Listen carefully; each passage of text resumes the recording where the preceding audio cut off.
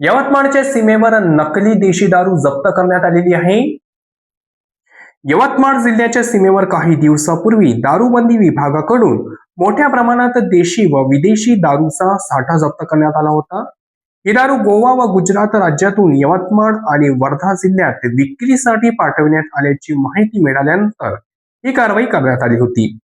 या प्रकरणात आता अत्यंत गंभीर बाब समोर आलेली असून दारू तपासणीसाठी पाठवण्यात आलेल्या नमुन्यांच्या प्रयोगशाळा अहवालाच्या आधारावर जप्त करण्यात आलेली देशी दारू पूर्णपणे नकली असल्याची अधिकृत माहिती राज्य उत्पादन शुल्काचे अधीक्षक शेंडे यांनी दिली आहे। या निष्कर्षामुळे यवतमाळ जिल्ह्यात नकली देशी दारू मोठ्या प्रमाणात विकली जात असल्याची शक्यता बळावली आहे। यापूर्वी झालेल्या कारवाईत मोठ्या प्रमाणावर दारू साठा जप्त करण्यात आला होता, मात्र त्यातील देशी दारू बनावट असल्याचे आता स्पष्ट झाल्याने प्रकरणाचे गांभीर्य अधिक वाढले आहे।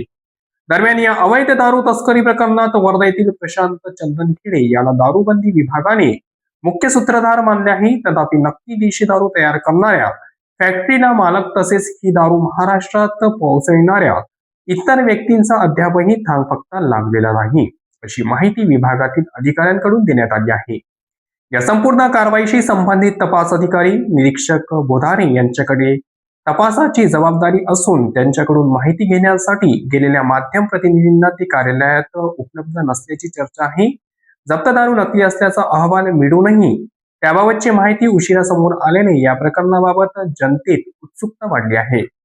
नकली देशी दारू ही आरोग्यास अत्यंत घातक ठरू शकते। अशा दारूमुळे गंभीर विषबाधा, अंधत्व, अवयव निकामी होणे तसेच मृत्यूचेही धोके संभवतात। कमी किमतीमुळे ही दारू सर्वसामान्यांपर्यंत पोहोचते आणि सार्वजनिक आरोग्यास मोठा धोका निर्माण करते।